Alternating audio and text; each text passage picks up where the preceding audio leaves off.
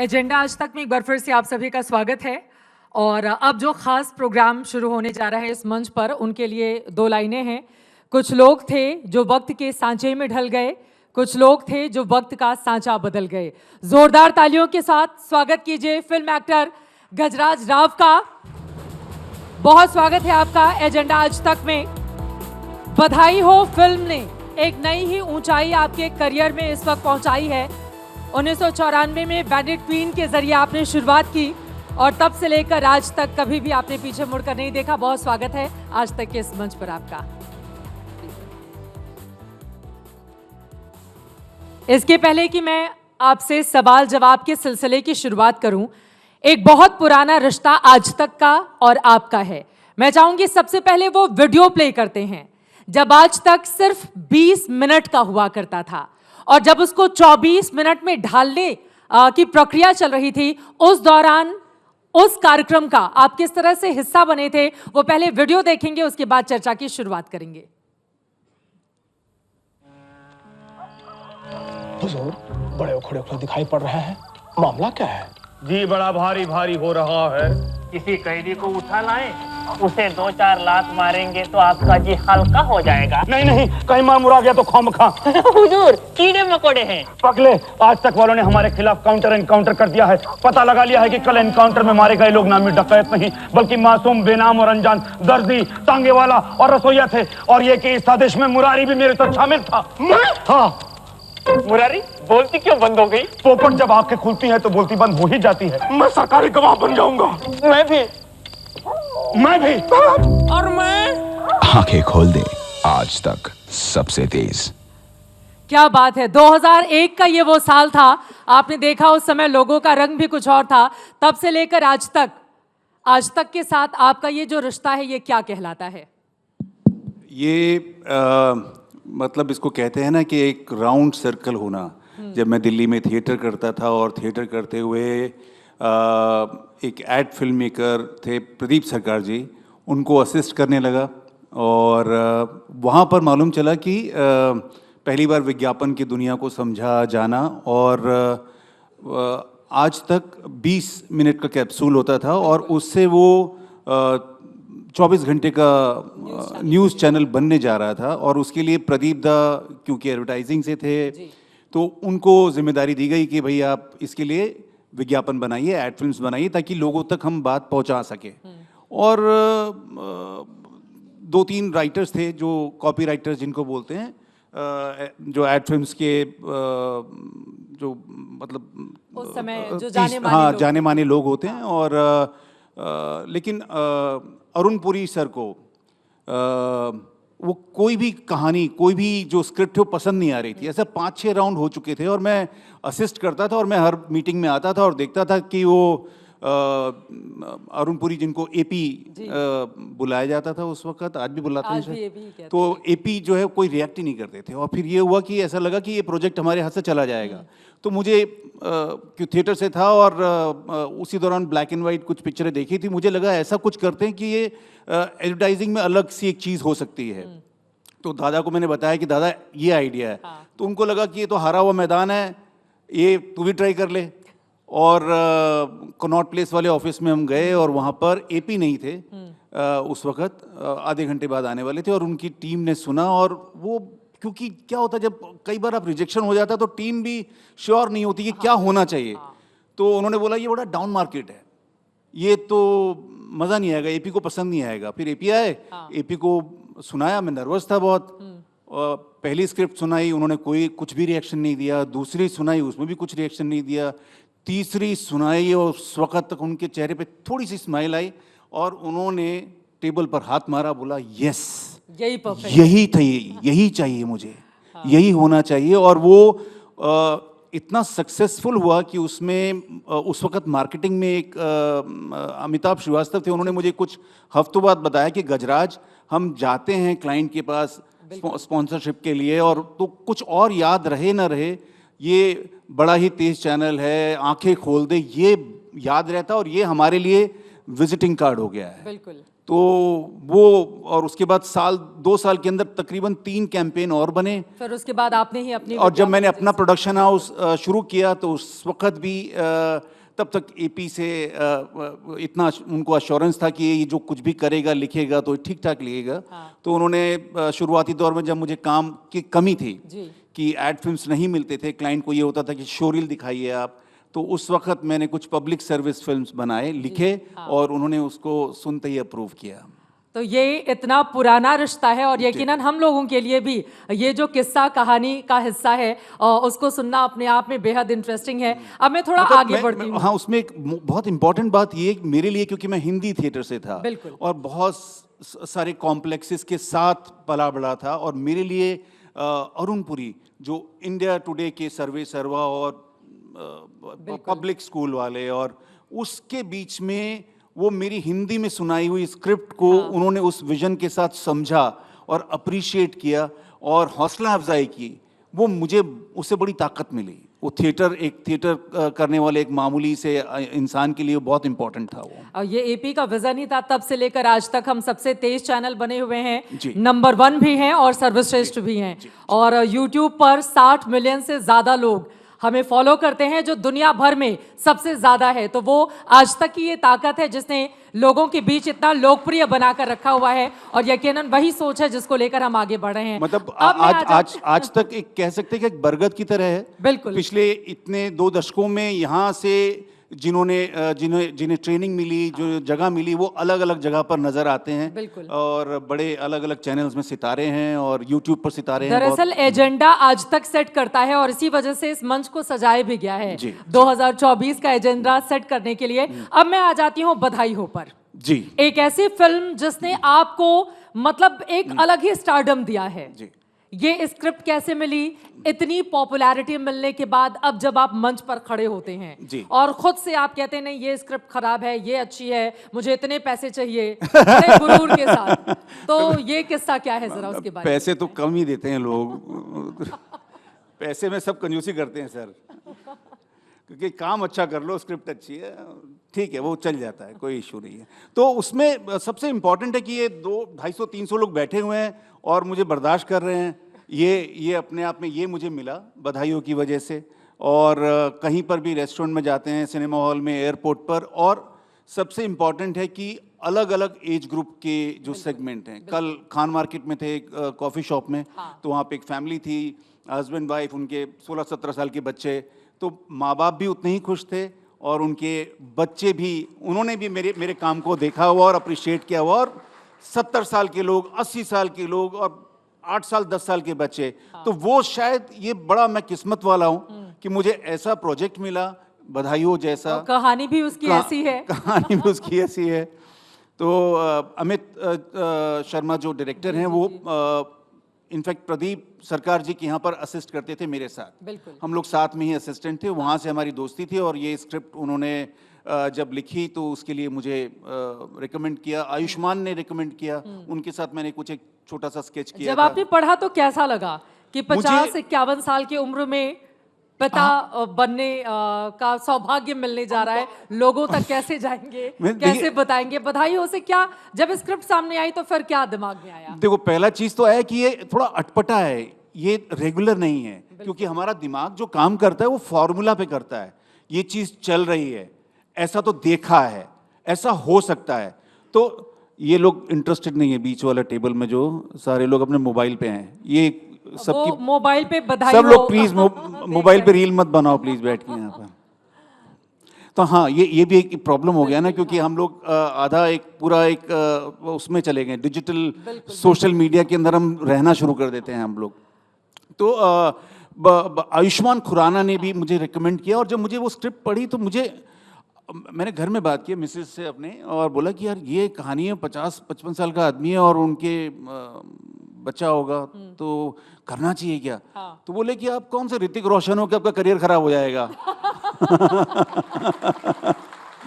तो आदमी गलतफहमी पाल लेता है ना, जब कुछ नहीं हो तब भी गलतफहमी पाल लेता है। उसको लगता है कि मुझे बोला गया है कि इसमें मैं सिलेक्ट करूं स्क्रिप्ट को, तो मैंने कहा हाँ यार, मुझे क्या फर्क पड़ जाएगा, अभी 47-48 साल उम्र है, अभी क्या हो जाएगा। और लेकिन खाली एक संकोच था कि इतना इम्पोर्टेंट बड़ा रोल है, और नीना जी, बिल्कुल, और नीना जी को देखा हुआ था खानदान से लेके अलग अलग सीरीज में, और उसके अंदर आपको लगता है कि बड़े मतलब 30 मार खां अभिनेत्री हैं, और वो कैसे वो उनके साथ काम करके कैसा रहेगा। लेकिन अमित नहीं माना।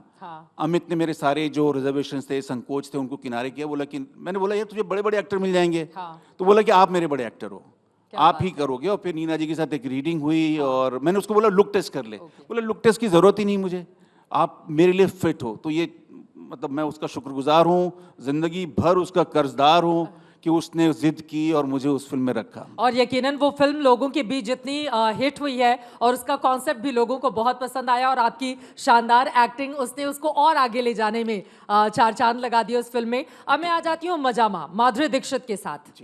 इस फिल्म का क्या अनुभव रहा? और माधुरी दीक्षित इस बॉलीवुड की एक ऐसी हीरोइन है जिनके साथ कोई भी काम करना चाहता था, आज भी है और भविष्य में भी चाहेगा। उनके साथ का अनुभव किस तरह से आप शेयर करेंगे? देखिए, माधुरी जी उन सितारों में से हैं जिनको रीगल और रिवोली सिनेमा में देखा है मैंने। ओडियन में जाके पिक्चरें देखते थे, और लगता है बेटा दिल, ये पिक्चरें देखी हुई, और अचानक एक दिन आपको मौका मिल रहा है कि जो डायरेक्टर हैं आनंद तिवारी, उन्होंने बोला कि गजराज ये पिक्चर मैं बना रहा हूँ और इसके अंदर आपको ये पार्ट करना है, और ये है। तो मैंने कहा कौन है? कि माधुरी दीक्षित। तो ऐसे बाँछें खिल जाती है ना, और आपको एक अनरियल लगता है कि क्योंकि वो उस पूरा एक सेगमेंट है। अब उस तरह के सितारे नहीं होते हैं। वो जो अजय देवगन, अक्षय कुमार, माधुरी दीक्षित, श्रीदेवी, ये जो स्टारडम था, और ये अब नहीं, हो ही नहीं सकता। मुझे नहीं लगता कि पॉसिबल है। अब दुनिया इतनी बदल चुकी है कि उस तरह के सितारे नहीं हो सकते। और उनके साथ, और मुझे तो बार बार ये डर कि वो पहले दिन शूटिंग के बाद ये ना बोलें कि यार इसके साथ नहीं काम करना है मुझे। इस बात का डर था। हाँ, कि क्योंकि आप मन में आप वहम पालते हो ना। लेकिन वो बहुत ही कमाल की को एक्ट्रेस हैं, और मतलब वो पहले या दूसरे दिन से ही उन्होंने इनिशिएटिव लेके, हम जो थिएटर वाले या उस तरह के नामचीन लोग नहीं थे, उनके साथ उन्होंने दोस्ती बढ़ाई, और पूरे प्रोसेस में बहुत बड़ा उनका कंट्रीब्यूशन रहा। ये तो फिल्मों की हम बात कर रहे हैं। अब मैं आ जाती हूँ आपकी निजी जिंदगी पर। यहाँ पर बहुत सारे युवा चेहरे बैठे हुए हैं जो यकीनन थिएटर में, फिल्मों में आगे भविष्य में अपने करियर को बनाना चाहते हैं।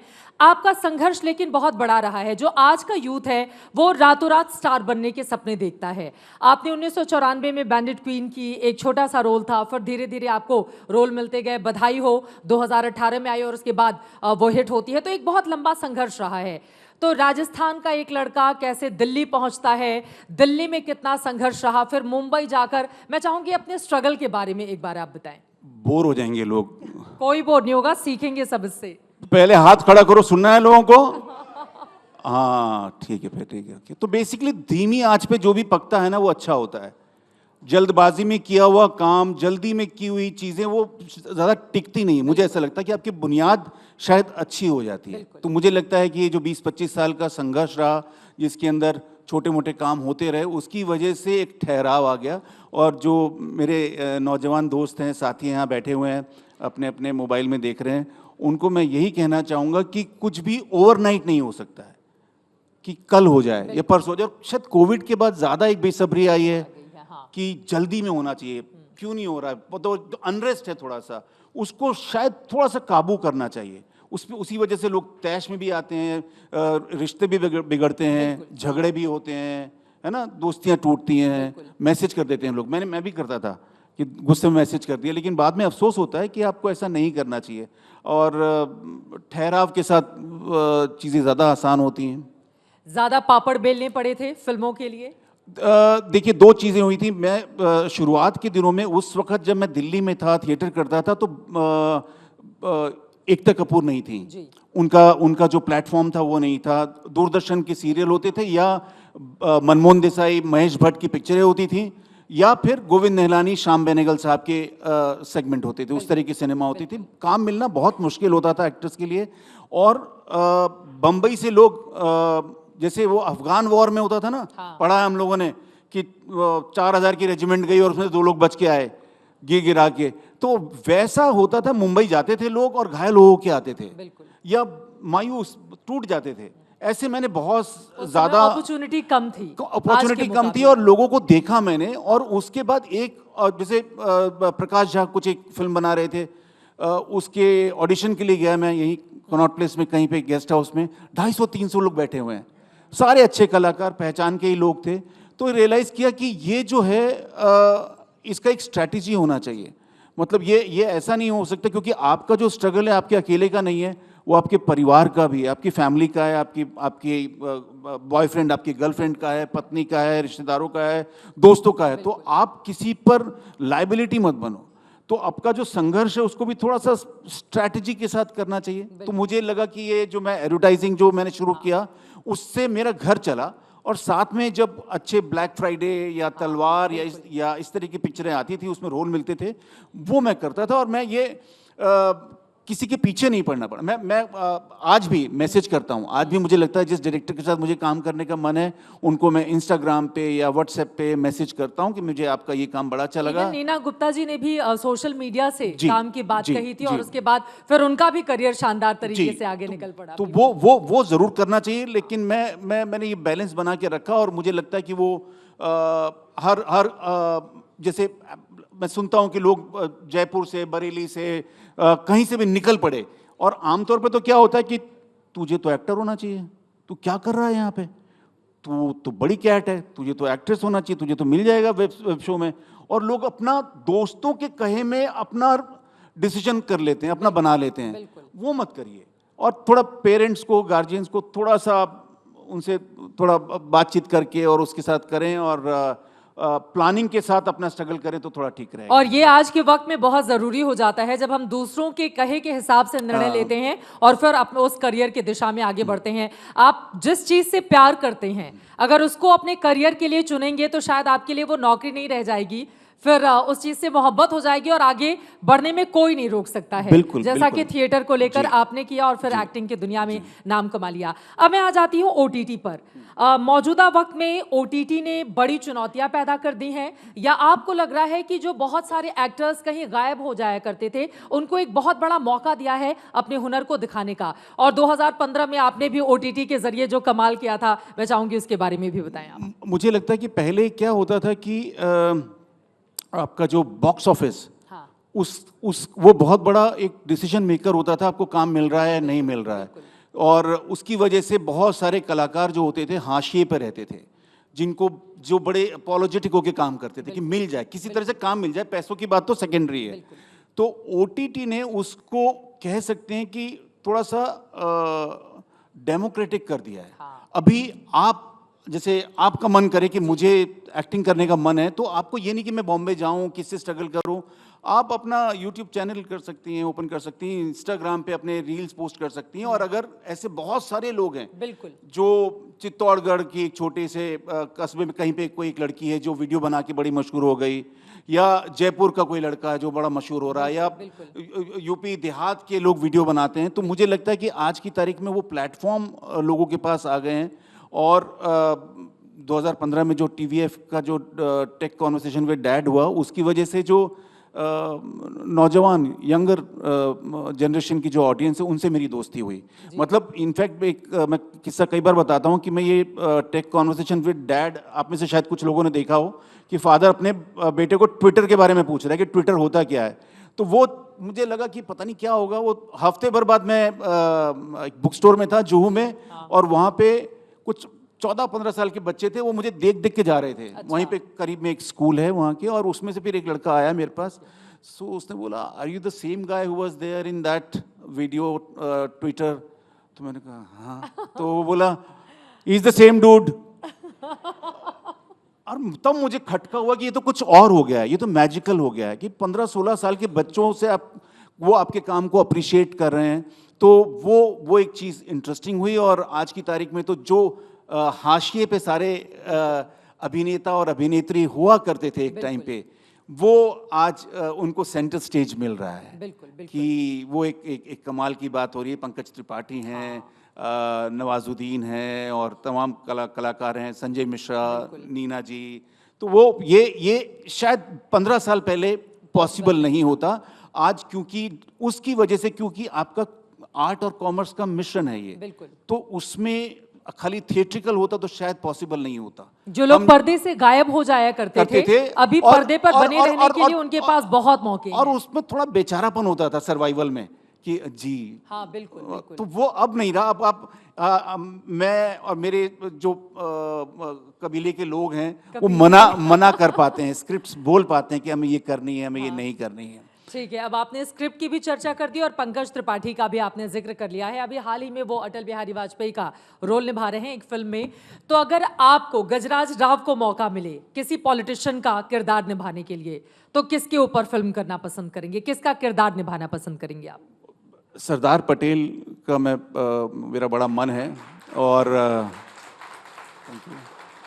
अंबेडकर, इनफैक्ट सरदार पटेल के ऊपर एक शो बनने वाला था, कुछ महीनों पहले उसकी बात हुई थी, लेकिन वो शो मतलब उसका शूट आगे बढ़ गया या प्रोजेक्ट आगे चला गया, लेकिन भविष्य में शायद कहीं मौका मिले।